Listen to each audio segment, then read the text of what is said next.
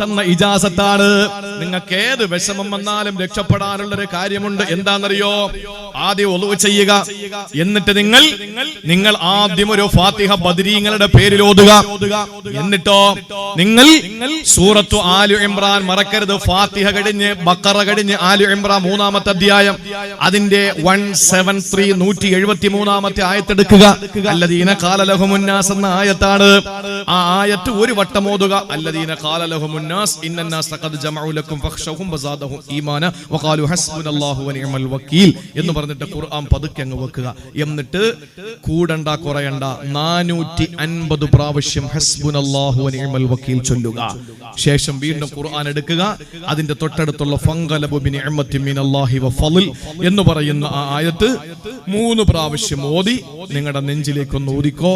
ലം യംസസുഹും സൂഉൻ, ഒരിടങ്ങേറ് നിങ്ങൾക്ക് ഉണ്ടാവൂല. ഇത് പഠിപ്പിച്ചത് വിശുദ്ധ ഖുർആനാണ്. നമുക്ക് ഇജാസത്തായിട്ട് മഹാന്മാര് നൽകിയതാണ്. അനുഭവസ്ഥനാണ് ഞാൻ, എന്റെ പ്രിയപ്പെട്ട സഹോദരങ്ങളെ. അതുകൊണ്ട് എന്ത് വിഷമം വരുന്നെങ്കിലും നിങ്ങൾ ചോദിച്ചു മനസ്സിലാക്കിക്കോളേൻ. ഇത് നിങ്ങൾ അറിവുള്ളവരും മുത്തഅല്ലിമീങ്ങളും ഉസ്താദുമാരൊക്കെ ഉണ്ടല്ലോ, നിങ്ങൾ ചോദിച്ചിട്ട് അവരോട് ചോദിച്ചിട്ട് നിങ്ങൾ മനസ്സിലാക്കിക്കോളേൻ. എന്ത് വിഷമം, രോഗം വന്ന് വാപ്പ ആശുപത്രിയിലാണ്, സീരിയസ് എന്നാണ് അറിയാൻ കഴിഞ്ഞത്. നമ്മൾ എന്ത് വേണം? പെട്ടെന്ന് ഒളു എടുക്കുക. എന്നിട്ട് നമ്മൾ അബുൽ ഹസൻ സുഹാബ ബദറിന്റെ പേരിൽ ഫാത്തിഹ ഓതിയിട്ട് നമ്മൾ ഈ 173-ാമത്തെ ആയത്തെടുത്ത് ഒരു വട്ടം ഓതുക. 450 പ്രാവശ്യം ഹസ്ബുനല്ലാഹു വനിഅമൽ വക്കീൽ കൗണ്ട് ചെയ്യുക. എന്നിട്ട് നമ്മൾ 3 പ്രാവശ്യം അതിന് തൊട്ടടുത്തുള്ള ആയത്ത് ഓതിയിട്ട് നമ്മൾ ദുആ ചെയ്യും. കൃത്യമായിട്ട് രോഗം മാറിയിരിക്കും.